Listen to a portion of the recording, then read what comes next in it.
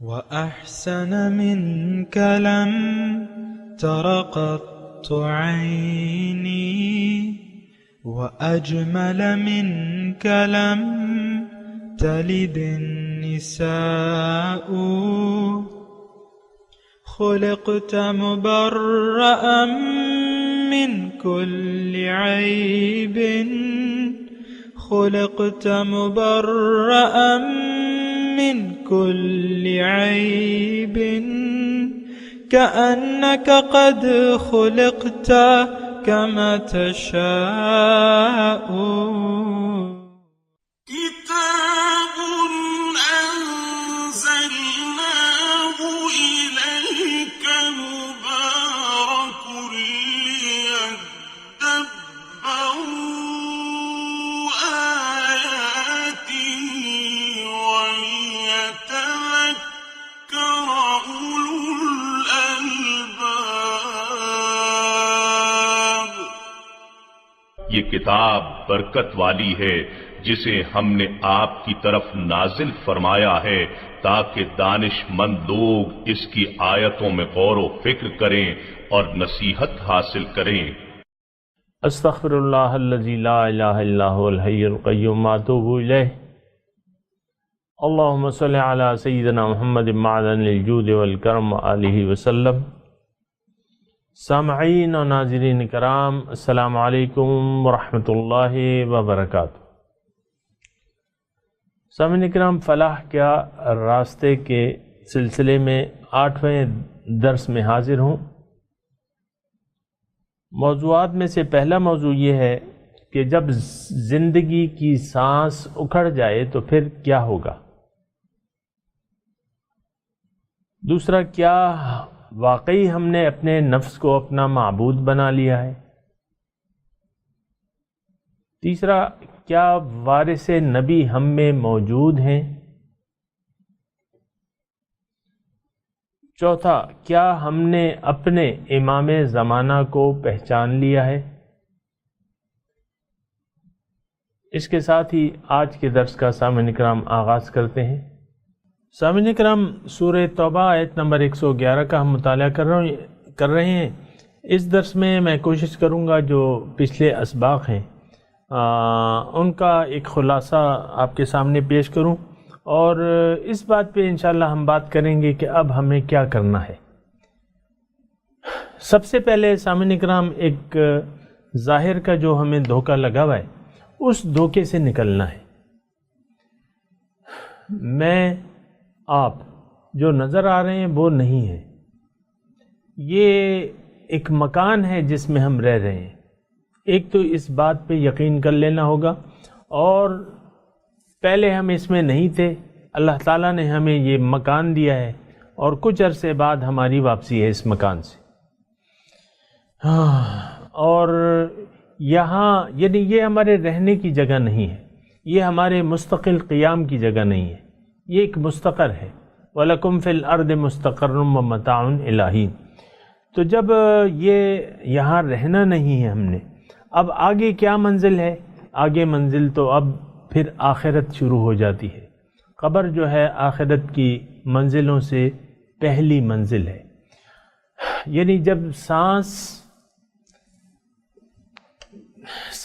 اکھڑ جاتی ہے اور روح چلی جاتی ہے اس جسم سے، تو پھر جو ہے آخرت کا عالم شروع ہو جاتا ہے۔ عالم آخرت وہ کوئی ایسا ٹھوس یا مادی عالم نہیں ہے سامعین کرام، اس کی حقیقت ہم پوری طرح نہیں سمجھ سکتے، لیکن پھر باطن کا اور آخرت کا سفر شروع ہو جاتا ہے۔ بہرحال اب یہ ہے نا کہ ہماری کامیابی اس میں ہے کہ ہم حقیقت شناس ہو جائیں، حقیقت کو محسوس کریں۔ حقیقت یہ ہے کہ جو میں ہوں، سامنے نظر آ رہا ہوں آئینے کے، میں وہ نہیں ہوں۔ جب میں وہ نہیں ہوں اور روح ہوں، اب سوال یہ ہے کہ میں کیوں آیا ہوں اس مکان میں، اس دنیا میں اللہ تعالیٰ نے مجھے کیوں بھجوایا ہے، میں نے کیا کرنا ہے۔ اس کا جواب واضح ہے کہ اللہ تعالیٰ ہمیں جنت میں لے جانا چاہتا ہے۔ اب جنت کی میں نے آپ کو تشریح کر دی ہے، جنت حاصل کرنی ہے۔ اب اس کا عوض کیا ہے، اس کا یعنی ڈیمانڈ کیا ہے. اگر کوئی جنت حاصل کرنا چاہتا ہے تو اس کی ڈیمانڈ کیا ہے؟ اس کی ڈیمانڈ اس آیت میں اللہ تعالیٰ فرما رہا ہے کہ اپنے جان و مال کا اختیار میرے حوالے کر. یعنی دنیا میں تم آئندہ ایسی زندگی گزارو جو میں تمہیں کہوں. اپنی خواہشات نفس کے مطابق تم نے زندگی نہیں گزارنی.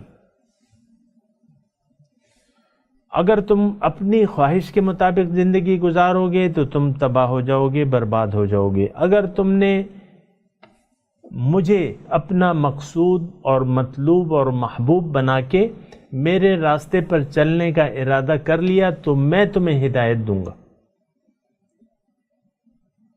اور اس ہدایت کے مطابق تم زندگی گزارو تو تم کامیاب ہو جاؤ گے.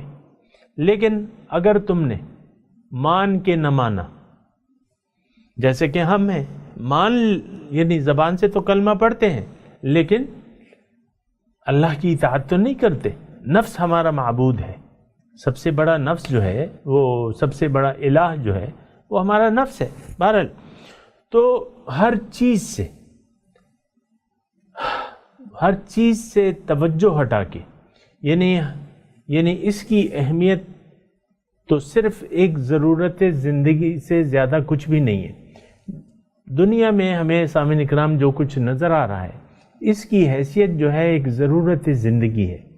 چاہے وہ آپ کی تعلیم ہے، چاہے جو خوراک ہے آپ کی، جو آپ کھانا کھا رہے ہیں، جو آپ رہ رہے ہیں، جو آپ زندگی بسر کر رہے ہیں، تعلیم حاصل کر رہے ہیں، کاروبار کر رہے ہیں، آپ عہدے پہ ہیں، کسی بھی عہدے پہ جو اللہ تعالیٰ نے آپ کو دیا ہوا ہے، یہ ساری ضروریات زندگی ہیں. پھر آپ نے شادی کی، بچے ہوئے، نواسے نواسیاں جو بھی ہے، لیکن یہ ساری ضروریات ہیں. اس میں دل لگانے والی کوئی چیز نہیں ہے، دل لگانے والی کوئی چیز نہیں ہے، اس میں دل دینے والی کوئی چیز نہیں ہے.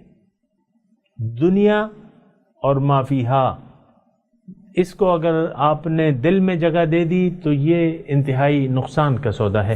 دل تو اللہ تعالیٰ کی عرش ہے، قلب المؤمن عرش الرحمن ہے. تو اب یعنی دیکھیں اس وقت ہو کیا رہا ہے. اس وقت ہم نے دنیا اور ما فیہا کو توجہ دے دی ہے اور اللہ تعالیٰ کو بھلا دیا ہے، آخرت کو بھلا دیا ہے، دین کو بھلا دیا ہے، رسول کو بھلا دیا ہے. نہیں، ایسا نہیں ہونا چاہیے. کیا کرنا چاہیے؟ اللہ تعالیٰ کی طرف متوجہ ہونا چاہیے. وَأَنِيبُوا إِلَىٰ رَبِّكُمْ، رب کی طرف رجوع کر لو. استغفروا ربکم ثم توبوا الیہ، یہ کرنے کا کام ہے. اپنے طرز عمل کی، اپنی سوچ کی، اپنے غلط عقیدے کی معافی مانگو اپنے رب سے. ہم نے تو عقیدہ ظاہر پہ بنایا ہوا ہے سامعین کرام. ہمارا عقیدہ تو پیسے پہ ہے، ہمارا ایمان تو پیسے پہ ہے، ہمارا ایمان تو کرسی پہ ہے، ہمارا ایمان تو کاروبار پہ ہے. ہم نے تو ظاہر پہ عقیدہ بنایا ہوا ہے، ظاہر پہ یقین ہے. وہ ایک شاعر نے شعر بھی کہا ہے نا کہ خدا سے بتوں سے تجھ کو امیدیں، خدا سے نو امیدی. مجھے بتا تو صحیح اور کافری کیا ہے. بتوں سے ہم نے امیدیں لگائی بھی ہیں کہ یہ میرے کام آئے گا، یہ پیسہ کام آئے گا، یہ عہدہ کام آئے گا، یہ چیز کا کوئی چیز کام نہیں آنے والی. سامنے کام، یہ سچی بات جو ہے وہ یہی ہے. جب ضرورت ہوگی آپ کی، اللہ کے سوا کوئی طاقت آپ کی کام نہیں آئے گی. یہ تو آپ کو پتہ ہی ہے. بہرحال توقع تو ہم نے لگا لی ہے نا، بھروسہ تو ہم نے کر لیا ہے ظاہر پہ. یہ غلط بات ہے. اللہ پہ بھروسہ، وعلی اللہ فتوکلوا ان کنتم مؤمنین، اللہ پہ بھروسہ کرو اگر تم مومن ہو. تو سامعین اکرام، ہر طرف سے توجہ ہٹا کے اور آخرت کی طرف توجہ کرنی ہے. انی وجہت وجہی للذی فطر السماوات والارض حنیفا وما انا من المسلمین. میں نے اپنا رخ موڑ لیا اللہ تعالیٰ کی طرف جس نے زمین و آسمان پیدا کیے. حنیف، میں حنیف ہوں، یکسو ہوں، میں مشرکوں میں سے نہیں ہوں. اگر کوئی یکسو نہ ہو تو وہ مشرک ہے، جو یکسو ہے وہ مشرک نہیں ہے. حنیفا وما انا من المشرکین. سامعین اکرام، سب سے پہلے یہ ہے کہ ہم اپنے آپ کو پہچان کے ظاہر کا دھوکہ نہ کھائیں. اپنی حقیقت کو پہچان لیں، اللہ کے وجود کا احساس کریں، پھر جو اس کا کلام ہم میں موجود ہے، جو اس کے رسول ہم میں موجود ہیں، اس کا احساس کریں۔ رسول کا اسوہ حسنہ موجود ہے، قرآن موجود ہے۔ قرآن کیا ہے؟ کلام ہے، اللہ کا کلام ہے، ہدایت ہے اللہ کی۔ اس میں اللہ تعالیٰ نے ہم سے باتیں کی ہیں، کتنی بڑی نعمت ہے، عظیم الشان نعمت ہے۔ تو یہ ساری نعمتوں کا احساس کر کے اللہ تعالیٰ کی طرف توجہ کر لینی چاہیے، نمبر 1۔ پھر اللہ تعالیٰ کو اپنا مقصود و مطلوب و محبوب واحد بنا لے، دیگر محبوبانوں سے قطع تعلق کر لیں، چھوڑ دیں، ان سے توجہ ہٹا لیں، اللہ کی طرف اپنا رخ پھیر لیں۔ پھر ارادہ کر لیں کہ ہاں اللہ ہی میرا چونکہ مقصود ہے، معبود ہے، محبوب ہے، اس کے علاوہ مجھے کچھ بھی نہیں چاہیے۔ پھر آپ نے صراط مستقیم پر چلنا ہے۔ پھر آپ کے لیے ہدایت جو ہے وہ قرآن ہے اور صاحب قرآن ہے۔ قرآن اور صاحب قرآن۔ صاحب قرآن کون ہے؟ پیغمبر صلی اللہ علیہ وسلم۔ ان کا سنت ہے، ان کی ہدایات کا اتباع ہے، ان کی سنتوں کی پیروی ہے، اور پھر ان کا اتباع ہے۔ فاتبعونی، میرا اتباع کرو، اگر اللہ کو چاہتے ہو تو میرا اتباع کرو۔ یحببکم اللہ، اللہ تعالیٰ تمہیں اپنا محبوب بنا لے گا۔ یحببکم اللہ، تو اللہ کو مقصود، محبوب، مطلوب اور پھر معبود بنا لیں۔ یعنی اب ارادہ کر لیں کہ اللہ ہی کا حکم ماننا ہے، اور یہ آپ نے تو پہلے فیصلہ کر لیا ہے کہ میں نے اپنی جان و مال کا سودا کرنا ہے، اب اس میں نے اپنا تصرف نہیں کرنا۔ جب آپ نے بیعت کر لی، اور بیعت کا میں نے آپ کو طریقہ بتایا ہے کہ آپ نے کسی مجاز اللہ تعالیٰ کے کسی بندے سے، مجاز بندے سے تعلق جوڑ کے اس سے آپ نے یہ بیعت کا جو طریقہ کار ہے یہ آپ نے طے کرنا ہے۔ جو دیکھیں، میں بعض باتیں کھولتا نہیں ہوں، اس میں زیادہ ایسی کوئی بات نہیں ہے، لیکن جو لوگ مزید پھر اب یہ درس جو ہے یہ تو آپ کو پتہ ہے کہ 30 منٹ کا ہے، اس میں ہر بات تفصیل سے نہیں بتائی جا سکتی، میں اصول بتا رہا ہوں۔ آپ نے صاحب قرآن اور صاحب قرآن سے تعلق جوڑنا ہے۔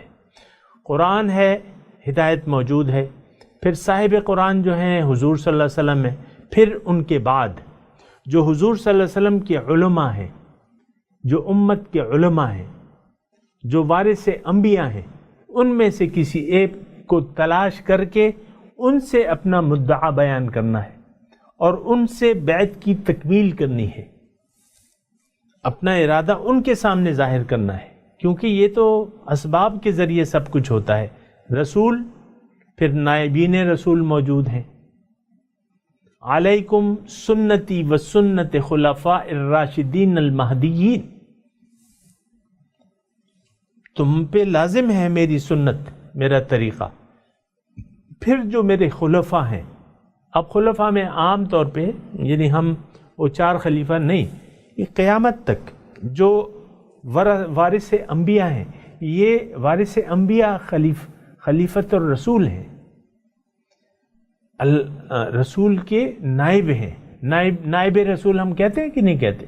ان نائبین رسول میں سے کسی ایک کو تلاش کر کے، جس کی میں نے آپ کو شرائط بتا دی ہیں، ان سے آپ نے تعلق قائم کرنا ہے۔ اب کرنا کیا ہے سامعین کرام؟ کرنا کیا ہے؟ بس آپ نے جو اللہ تعالیٰ نے جو اس آیت نمبر 111 میں ایک ڈیل کی ہے، ایک پیکج دیا ہے کہ جان و مال کا اختیار، اب آپ نے جانا ہے اس نائب نبی کے پاس، اس خلیفہ رسول کے پاس، اور اس سے تعلق قائم کر کے آپ نے اس سے بیعت بھی کرنی ہے، پھر اس سے پکا ایک تعلق جوڑنا ہے۔ دیکھیں، یہ سلسلہ قیامت تک قائم رہے گا خلفائے رسول کا، کیونکہ اللہ تعالیٰ کے رسول نے فرمایا ہے کہ علیکم بسنتی و سنت خلفاء الراشدین المہدیین۔ دیکھیں، اس میں کوئی اختلافی بات نہیں ہے، ہم نے تو اس شخص کو تلاش کرنا ہے جو رسول کے راستے پر چل رہا ہے، جس نے رسول کے طریقے کو اپنایا ہوا ہے، جس نے رسول کی سنت کا ایک نمونہ آپ کے سامنے پیش کر دیا ہے۔ ہم نے اس کے طریقے کے، اور یہ تو قرآن سے ثابت ہے، اللہ تعالیٰ نے فرمایا وَاتَّبِعْ سَبِيلَ مَنْ أَنَابَ إِلَيَّ، تم پیروی کرو اس شخص کے راستے کی جو میری طرف جس نے رجوع کیا ہوا ہے۔ تو یہ جو خلیفہ رسول ہے، جو نائب رسول ہے، یہ تو اللہ تعالیٰ کا، یہ تو پہلے سے اس کا دل جو ہے اللہ تعالیٰ کا عرش ہے، تو اس کے راستے پر آپ چلیں، اس کا اتباع کریں۔ وَاتَّبِعْ سَبِيلَ مَنْ أَنَابَ إِلَيَّ ثُمَّ إِلَيَّ مَرْجِعُكُمْ۔ دیکھیں یہ قرآن ہے، میں تو قرآن کے ادھر ادھر بالکل بال برابر بھی انشاءاللہ نہیں جاؤں گا۔ تعصب کی عینک نکال لیں، کوئی اختلافی بات نہیں ہے اس میں، قرآن کو میں بیان کر رہا ہوں، حضور کی احادیث کو بیان کر رہا ہوں۔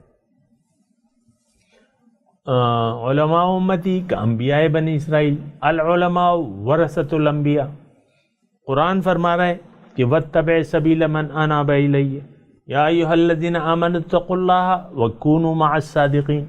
سچوں کی معیت اختیار، تو سچوں کی معیت اختیار کرنی ہے سامنے۔ اب وہ معیت پھر صحبت، اس میں پھر صحبت بھی آپ کو ملے گی، نیکوکاروں کی صحبت میں بیٹھیں گے تو نیک بن جائیں گے، یہ تو ہم بات کر چکے ہیں۔ تو ہم یعنی وہ وارث نبی جو ہے اس کو آپ کوئی بھی نام دے دیں، میرا اس سے کوئی تعلق نہیں ہے، لینا دینا نہیں ہے، جو بھی آپ کہہ لیں، لیکن وہ ہے وارث نبی، آپ نے اس سے تعلق قائم، مجاز اتھارٹی، اس کے ہاتھ پہ بیعت بھی کی، اپنے آپ کو فروخت کر دیا اس کے ذریعے، وسیلہ وابتغوا الیہ الوسیلہ، اتقوا اللہ، اللہ کا تقوی اختیار کرو، وابتغوا الیہ الوسیلہ، اس کی طرف کوئی وسیلہ تلاش کرو، لعلکم تفلحون، تاکہ تم کامیاب ہو جاؤ۔ اب یہ ایک وسیلہ مطلب ذریعہ، یہ ہم نے ایک ذریعہ دیکھ لیا۔ اب یعنی باقی کام جو ہے آپ نے اب کیا کرنا ہے کہ یہ وسیلہ جو ہے، یہ نائب رسول جو ہے، یہ خلیفہ رسول جو ہے، یہ آپ کو قرآن اور حدیث اس کی تعلیم تعلیم دے گا۔ جو رسول کی 4 ڈیوٹیاں ہیں نا سامعین کرام، مشکل بات نہیں ہے، جو 4 ڈیوٹیاں ہیں یہی جو نائب ہے یہ آپ کے سامنے انجام دے گا۔ آپ کو قرآن کی تلاوت، اس کی تعلیم، حکمت اور دانائی کی باتیں اور تزکیہ نفس، کیونکہ وہ نائب نبی ہے، خلیفہ رسول ہے، وہی ڈیوٹیاں اسی کی بھی ہیں سامعین کرام۔ تو اب کیا ہے، اس سے آپ نے شریعت کا علم لینا ہے، یعنی اپنی ضروریات کے مطابق، یہ نہیں کہ آپ نے کسی مدرسے میں داخل ہونا ہے، نہیں، وہ ہر ایک کا کام نہیں ہے، وہ تو چند لوگ ہوتے ہیں، ایک ٹولی ہوتی ہے، انہوں نے علم حاصل کیا ہوتا ہے، آپ نے ان میں سے ایک سے رابطہ کر کے اپنے آپ کو سمجھانا ہے، جو آپ کے مسائل ہیں، روزمرہ کے مسائل ہیں، ان کے متعلق ہدایت لینی ہے کہ بھئی میں یہ کاروبار کر رہا ہوں، ٹھیک ہے، اللہ اور اس کے رسول کی منشا کے مطابق ہے، یہ میں کر رہا ہوں، یہ کام کر رہا ہوں، یہ تو ان سے اپنے، اصل میں بات کیا ہے، بات یہ ہے کہ آپ نے اپنی جو ول ہے، جو اختیار ہے، آپ نے حوالے کر دینی اللہ کے۔ اب بالواسطہ وہ اللہ کا خلیفہ بھی ہے۔ سامعین کرام یہ ذرا غور سے سنیں، میری باتوں میں ایسی کوئی بات نہیں ہے کہ اس پہ میں تھوڑا سا اپنے آپ کو چھپا لوں یا نہیں، یہ بندہ جو ہے، یہ مرد مومن جو ہے، یہ اللہ کا خلیفہ بھی ہے۔ انی جاعل فی الارض خلیفہ، فرشتوں سے اللہ تعالیٰ نے نہیں فرمایا تھا کہ بھئی میں زمین میں خلیفہ پیدا کر رہا ہوں، جاعل فی الارض خلیفہ، تو یہ خلیفۃ اللہ بھی ہے، یہ خلیفۃ الرسول بھی ہے، اس سے آپ نے تعلق قائم کرنا ہے، دین کو اس سے سمجھنا ہے، ہدایات اس سے لینی ہے، ادھر ادھر اب نہیں دیکھنا، یکسو ہو جانا ہے. تعلیم ایک سے لینی ہے، دین کی تعلیم ایک سے لینی ہے، جس پہ آپ کا اعتماد ہے، جو آپ نے دیکھا بھالا ہے کہ ہاں یہ عالم ہے، عامل ہے، مجاز ہے، تو اس سے آپ نے ہدایت لینی ہے. اس کی بات پہ آمنا و صدقنا کہنا ہے. ہاں اتنی بات ضرور ہے کہ لا طاعت المخلوق فی معصیت الخالق، مخلوق کی اطاعت نہیں ہے خالق کی نافرمانی کی صورت میں. اللہ تعالی نے یعنی اللہ تعالی کا جو یہ نائب ہے، اول تو یہ آپ نے پہلے دیکھنا ہے، جو کسوٹی میں نے آپ کو بتائی ہے پہلے دیکھنا ہے. ایک بات میں ساتھ ساتھ وضاحت کر دوں کہ یہ نائب جو ہے یہ اللہ کا خلیفہ ہے، اللہ کا نائب ہے، رسول کا نائب ہے، مرد مومن آپ کہہ لیں. اب یہ خدا نہیں ہے، اس کی ہم پوجا نہیں کرنی، اس کی پوجا نہیں کرنی، اس کی یہ کوئی خدا نہیں ہے. بعض لوگوں نے ویسی گمراہ کن باتیں لگا رکھی ہے نا، نہیں، اس کی آپ نے اطاعت کرنی ہے اگر وہ آپ کو اللہ اور اس کے رسول کے راستے کی طرف رہنمائی دے تب. اگر اس کے خلاف دے آپ نے اس کی بات نہیں ماننی، چھوڑ دیں اس کو. تو ایک تو یہ ہے کہ یہ جو مرد مومن ہے یہ خدا نہیں ہوتا ہے کہ ہم اس کی پوجا شروع کر دیں. بعض لوگوں نے غلط فہمیاں، نہیں، یہ اللہ کا خلیفہ ہے، رسول کا خلیفہ ہے، آپ کو اللہ اور اس کے رسول کا راستہ بتائے گا. ہاں جب آپ نے یہ مان لیا کہ یہ مجاز ہے، یہ اللہ تعالیٰ اور اس کے رسول کا نائب ہے، تو اب اس کی عزت بھی کرنی ہے، اس کی تعظیم کرنی ہے. یہ اللہ تعالیٰ کی اب ایک نشانی ہے. رسول نائب رسول، رسول بھی نشانی ہے، یہ نائب رسول بھی نشانی ہے. کیوں کہ اس کا تعلق اللہ سے ہے، یہ اللہ کا بندہ ہے، خالص اللہ کا بندہ ہے. اب اس کی آپ نے تعظیم کرنی ہے.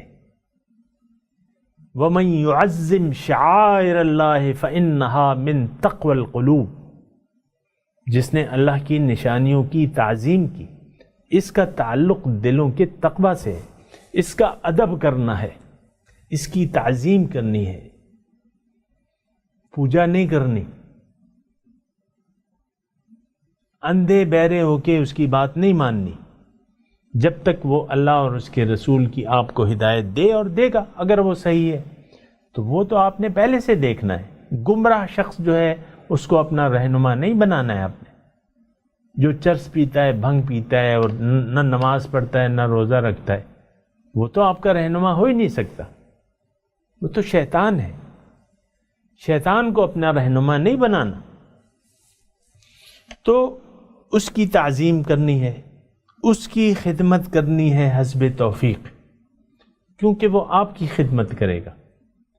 تو آپ اس کی آپ خدمت کریں گے جو بھی آپ کی حسب توفیق ہے، کیونکہ اس کا تو اور کوئی کام نہیں ہے، وہ تو آپ کی خدمت کے لیے بیٹھا ہوا ہے. تو آپ اس کی ضروریات کا خیال نہیں رکھیں گے تو پھر کون رکھے گا؟ یہ ساری باتیں اس پہ آپ سوچیں. تو پھر آپ نے نہ صرف آپ نے اس سے محبت بھی کرنی ہے اللہ کی وجہ سے، اللہ کے واسطے. اللہ آپ کا محبوب واحد ہے.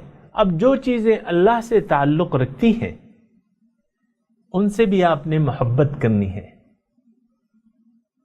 من احب للہ وابغض للہ واعطى للہ ومنع للہ فقد استکمل الایمان. جس نے اللہ کے واسطے محبت کی کسی سے، اللہ کے واسطے بغض رکھا، اللہ کے واسطے دیا، اللہ کے واسطے منع نہ دیا، اس نے اپنے ایمان کو کامل کر لیا. تو یہ لوگ جو ہیں محبت کے قابل بھی ہوتے ہیں، تعظیم کرنی ہوتی ہے، ان کا ادب کرنا ہوتا ہے. سامعین کرام، یعنی جس طرح آپ یعنی اللہ کا خلیفہ ہے تو آپ کے دل میں تو اس کی عظمت ہونی چاہیے. کچھ تو اس کا اللہ تعالیٰ تو فرما رہا ہے کہ ان اکرمکم عند اللہ اتقاکم، سب سے معزز جو ہیں اللہ تعالیٰ فرما رہے سب سے معزز تم میں سے وہ لوگ ہیں جو زیادہ متقی ہیں. تو آپ نے ایک متقی شخص کا انتخاب کیا ہے اور وہ قرآن کی روح سے وہ معزز ہے. اگر آپ نے اس کی تعظیم نہ کی تو پھر تو آپ نے اللہ کی نشانی کی بے حرمتی کی. تعظیم، ادب، خدمت اور اطاعت مشروط ہے. یہ آپ کو میں بات بتا دوں، اطاعت، اتباع، خدمت، تعظیم، ادب، یہ ساری چیزیں ہیں سامعین کرام. تو اس کو یعنی پھر وہی انسان جو ہے جب آپ اس کی ہدایات کا اتباع کریں گے یا اس کی ہدایات کے مطابق زندگی گزاریں گے، وہ اس سے آپ کا تزکیہ ہوتا رہے گا. اصل کوشش تو آپ نے کرنی ہے جو میں نے آپ کو بتایا اس طریقے سے. پھر اس سے یعنی آپ ان کی محفل میں بیٹھیں گے، ان کی صحبت میں بیٹھیں گے تو ان کے جو دل، حضور فرماتے ہیں قلوبہم مصابیح الہدی، ان کے دل جو ہیں ہدایت کے چراغ ہیں. قلب المؤمن عرش الرحمن، مومن کا دل عرش الہی ہے. اس نور کے سامنے آپ بیٹھیں گے تو آپ کا دل بھی، آپ کے دل سے بھی آہستہ آہستہ اندھیرے چھٹ جائیں گے. وہ نور آپ کے قلب پر منعکس ہوگا، اس سے تاریکیاں جو ہیں آہستہ آہستہ ختم ہوتی رہیں گی، تاکہ ایک وقت ایسا آئے گا کہ آپ کا دل منور ہو جائے گا انشاءاللہ. آپ کا دل صاف ہو جائے گا، تزکیہ ہو جائے گا اس کا. یہ یعنی جس شخص کا آپ نے انتخاب کیا ہے، یہ یعنی آپ کا دل عرش الہی کیسے بنا؟ آپ نے ایک خلیفۃ الرسول کا انتخاب کیا، اس سے رہنمائی، قرآن اور حدیث کی رہنمائی لی، اس کی تعظیم کی، اس کا ادب کیا، اس کی خدمت کی، اس کی صحبت میں بیٹھے. تو صحابہ کرام نے اور کیا تھا اپنے رسول کے ساتھ؟ دیکھیں فرق ہوتا ہے، رسول کا اپنا ایک مقام ہے لیکن طریقہ کار تو وہی ہے. جو طریقہ کار ہے رسول کا، ظاہر ہے کہ وہ اس کا جو درجہ ہے تو کائنات میں سب سے بلند ترین مرتبے پر فائز ہے، یہاں بھی، دنیا میں بھی اور قیامت میں بھی. لیکن جو ان کے خلفاء ہیں، پھر آپ نے ان کے ادب، رسول کے ادب کو مد نظر رکھتے ہوئے ان کا ادب کرنا ہے، کیونکہ یہ رسول کے راستے پر چل رہا ہے. اور اللہ تعالیٰ فرما رہا ہے وَاتَّبِعْ سَبِيلَ مَنْ أَنَابَ إِلَيَّ، تم اس شخص کی پیروی کرو جس نے میری طرف رجوع کیا ہوا ہے. تو سامعین اکرام، یہ ساری باتیں ہیں آج میں نے آپ کو مختصر طور پہ بتائی ہیں کہ آپ نے یہ بیعت جو ہے یہ خود نہیں کر سکتے آپ. دیکھیں یہ ایک عام بات ہے، یعنی بیعت تو انسان کہتا ہے کہ میرا دل پاک ہو جائے، جس میں اس کی فلاح ہے، قد افلح من تزکا. اب یہ روحانی بیماریاں ہیں انسان کی، اس کو اپنا تزکیہ نفس کرنا ہے. دیکھیں اس کی خلیفۃ الرسول کی ضرورت یہ بھی ہے کہ آپ نے ایک تو بیعت کرنی ہے، وہ کیسے کریں گے سوال ہے، وہ تو مجاز اتھارٹی سے ہوگا. اچھا دوسری بات یہ ہے کہ آپ نے اپنا تزکیہ کروانا ہے، یعنی جو بڑی بڑی باتیں ہیں وہ یہ ہے، آپ نے اپنے تزکیہ نفس کرانا ہے. وہ آپ نے کیسے کریں گے؟ یعنی آپ نے اپنا علاج کرانا ہے. تو ٹھیک ہے قرآن موجود ہے، ٹھیک ہے رسول کی سنت موجود ہے، لیکن قرآن آپ کو بتائے گا کون؟ رسول کی سنت پر عمل کرنے کا عملی نمونہ آپ کو کون دکھائے گا؟ یہ پھر وہ خلیفۃ الرسول ہے. اللہ کے رسول فرماتے ہیں کہ من مات ولم یعرف امام زمانہ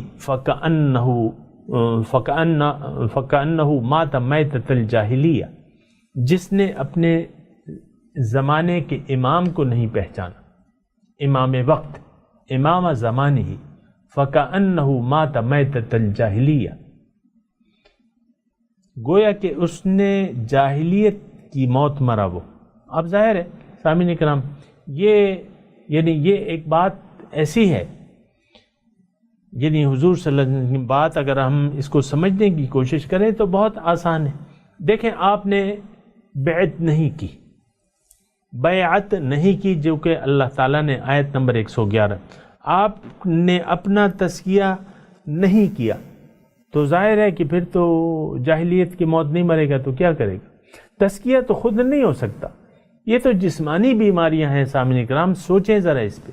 جسمانی بیماری، تھوڑا سا آپ کو کوئی مرض لاحق ہو جائے، آپ اسپیشلسٹوں کے پاس دوڑتے ہیں، ایک سے ایک ڈاکٹر، اور اعلیٰ سے اعلیٰ فیس دے کے آپ اس سے علاج کروانا چاہتے ہیں. آپ نہیں چاہتے کہ میں سیلف میڈیکیشن کروں. تو جب ظاہری، اور دیکھیں ایک ڈاکٹر اگر بیمار ہو جائے وہ خود اسپتال میں پھر داخل ہوتا ہے، دیگر ڈاکٹروں سے علاج کرواتا ہے. ایسا نہیں ہوتا. سوچیں ذرا، اس اینک کو اتار دیں جو پہنی ہوئی ہے آپ نے، تعصب کی اینک، کہ نہیں یہ تو شرک ہے، یہ تو بدعت ہے، یہ تو بھائی کیا چیز ہے، کیا بات ہو رہی ہے؟ اللہ تعالیٰ کی اور اس کی اس کے رسول کی اطاعت ہے. اس کا طریقہ ہم دیکھ رہے ہیں کہ ایک شخص کا انتخاب کر رہے ہیں کہ بھئی وہ ہمیں اللہ اور اس کے رسول کا راستہ بتائے. اس میں کون سا شرک ہے؟ اس میں کون سی بدعت ہے؟ اس میں کون سی ایسی انہونی چیز ہے جو نہیں ہوئی ہے؟ کون سی ایسی چیز ہے جو قرآن نے نہیں کی؟ کون سی ایسی چیز ہے جو رسول نے نہیں کی؟ یہ تو میں نے سارا آپ کو ڈسکس کر دیا، دوبارہ تو میں آپ کو نہیں بتا سکتا. ہر چیز قرآن اور رسول سے ثابت ہے. کون سی چیز نہیں ہے ثابت؟ آپ مجھے بتا دیں. تعظیم نہیں کرنی، ادب نہیں کرنا، خدمت نہیں کرنی، اطاعت نہیں کرنی، اتباع نہیں کرنا، محبت نہیں کرنی، ٹھیک ہے نہ کرو، مت دیکھو لگے رہو اپنے. تو بس پھر تو مطلب یہ ہے کہ پھر تو آپ کو پتہ چل جائے گا نا، یہ نہیں قبر میں آپ کو پتہ چل جائے گا. یہ سارے کام آپ نے نہ کیے، اس کا مطلب یہ ہے آپ نے اللہ تعالیٰ نے جو نظام بنایا ہے اس کو آپ نے بھلا دیا. تو اللہ تعالیٰ نے بنایا ہے نظام سامنے کرام، بغیر ڈاکٹر کے آپ کیسے علاج اپنا کراتے ہیں؟ خود آپ کا یہ تو یعنی روحانی بیماریاں ہیں، انسان کو تو پتہ نہیں ہوتا. وہ پشتوں میں ایک ہے کہ اپنا جو برا ہے وہ پیٹھ کے جو پیچھے ہوتا ہے، اس کی مثال ایسے ہے. آپ کو تو اپنی برائیاں نہیں نظر آتی، آپ خود اندازہ لگا لیں. ہم میں سے ہر شخص کہتا ہے کہ بس میں تو ٹھیک ہوں، مجھ میں کیا برائی ہے، میں تو بس بالکل ٹھیک ہوں. یہ ہر شخص، مجھے معلوم ہے، ہر شخص جو مجھے سن رہے ہیں، آپ دیکھ لیں اپنے نفس کی کیفیت کو، آپ ہر ایک کہتا ہے بس میں ٹھیک ہوں، I am right, you are wrong. یہ کوئی بات ہے؟ بہرحال یہ ساری باتیں سوچنے کی ہیں. وآخر دعوانا ان الحمد للہ رب العالمین، والسلام علیکم ورحمۃ اللہ وبرکاتہ.